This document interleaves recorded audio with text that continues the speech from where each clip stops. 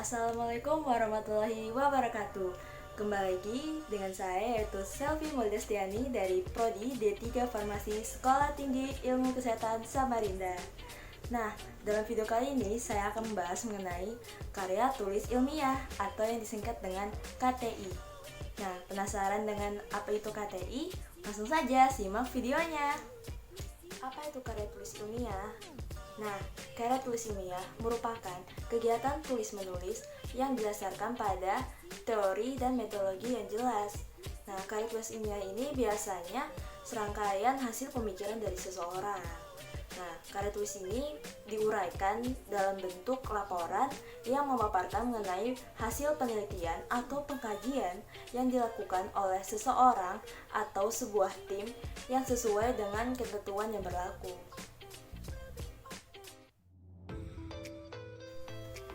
Ciri-ciri karya tulis ilmiah. Yang pertama, bahasa yang digunakan dalam karya tulis ilmiah adalah bahasa baku yang tercermin dari kata atau istilah dan kalimat-kalimat efektif dengan struktur yang baku. Yang kedua, sikap penulis dalam karya tulis ilmiah adalah objektif yang disampaikan menggunakan gaya bahasa impersonal serta dia juga tidak menggunakan kata ganti untuk orang pertama dan kedua, juga kebanyakan menggunakan bentuk pasif.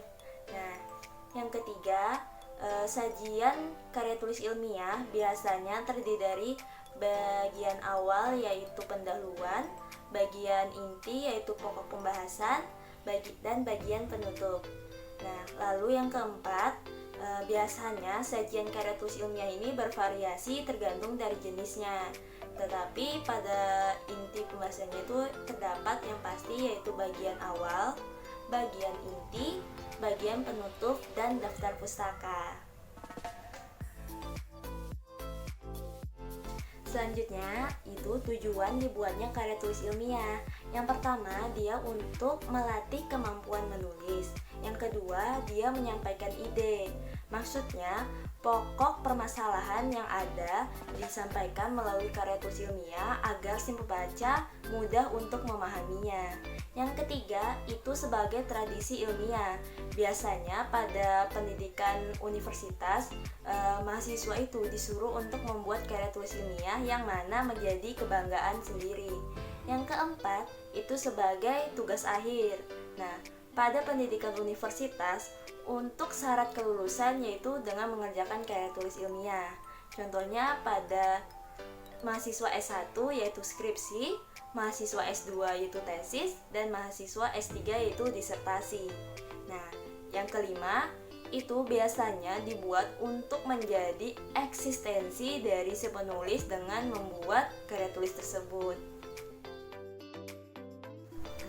Karya tulis ilmiah dapat dibedakan menurut bentuk dan fungsinya.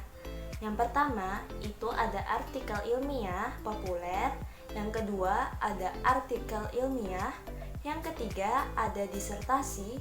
Yang keempat, ada tesis. Yang kelima, ada skripsi. Yang keenam adalah kertas kerja. Yang ketujuh, makalah. Yang kedelapan, resensi. Yang kesembilan, esai. Dan yang kesepuluh itu adalah kritik.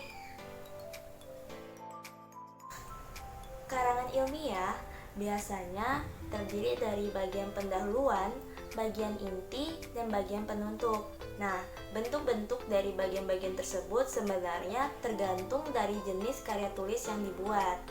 Jadi pada bagian ini saya akan menjelaskan mengenai bagian-bagian umum sebuah karangan ilmiah.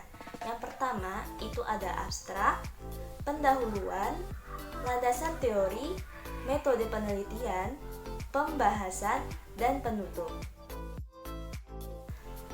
1. Abstrak. Abstrak adalah karangan ringkas berupa rangkuman. Fungsi dari abstrak itu menjelaskan secara singkat mengenai isi penelitian yang dilakukan oleh si penulis. Biasanya yang pertama, dia mencakup masalah atau tujuan dari penelitian. Yang kedua, itu membahas mengenai metodologi penelitian. Yang ketiga, temuan yang dihasilkan dan pembahasan. Yang kelima berupa kesimpulan dan saran dari penelitian tersebut. Nah, jumlah kata yang dibuat pada abstrak tergantung dari jenisnya. Jika dia berbentuk jurnal, jumlah katanya itu dari 75 sampai 100. Jika berbentuk skripsi, itu dari 200 sampai 250 kata. Yang kedua, itu adalah pendahuluan. Pendahuluan ini merupakan bab pertama yang mengantarkan si pembaca untuk mengetahui topik penelitian, alasan, dan pentingnya suatu karya tulis ilmiah. Nah, pada bab pendahuluan ini biasanya yaitu mengenai latar belakang yang mengulas alasan mengapa dilakukannya penelitian, tujuannya, dan hipotesis jika ada. Yang ketiga itu ada tahapan landasan teori dan tinjauan pustaka. Nah, tahapan landasan teori dan tinjauan pustaka ini terdiri dari dua hal. Yang pertama, untuk landasan teori itu dia merupakan teori-teori yang digunakan untuk memecahkan masalah yang sedang kita teliti saat ini. Lalu yang kedua itu ada tinjauan pustaka. Nah, tinjauan pustaka ini dia membandingkan antara yang saat kita teliti ini dengan penelitian-penelitian sebelumnya. Biasanya pada tahapan ini terdapat kerangka pikir penelitian. Yang keempat itu ada tahapan metodologi penelitian.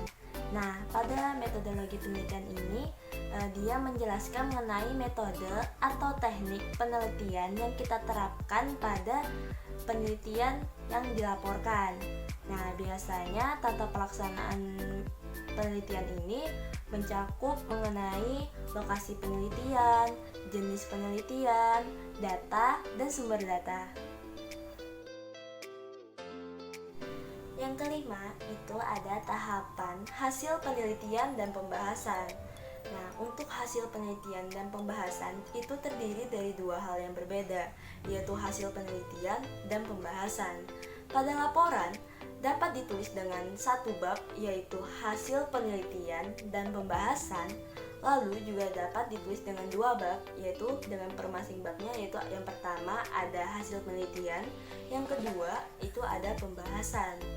Nah, untuk penyajian penulisan bab ini, satu bab atau dua bab, itu tergantung dari persoalan gaya selingkuh.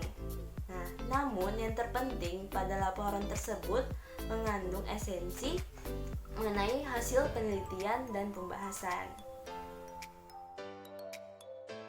Yang terakhir adalah tahapan penutup. Nah, tahapan ini menguraikan keberhasilan metode yang dikaitkan dengan hasil penelitian dan dampak produk. Nah, pada penutup ini merupakan bagian terakhir dari isi pokok laporan penelitian. Nah, penutup ini biasanya terdiri dari dua subbab, yaitu simpulan dan saran. Nah, pada simpulan dia biasanya berisi jawaban masalah dalam sebuah penelitian, sedangkan untuk saran dia memberitahukan mengenai atau memecahkan permasalahan yang ada.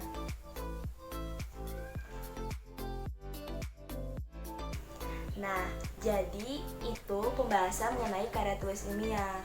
Semoga bermanfaat dan mohon maaf apabila ada salah kata dan serta kekurangan. Nah, terima kasih telah menyimak video saya. Wassalamualaikum warahmatullahi wabarakatuh.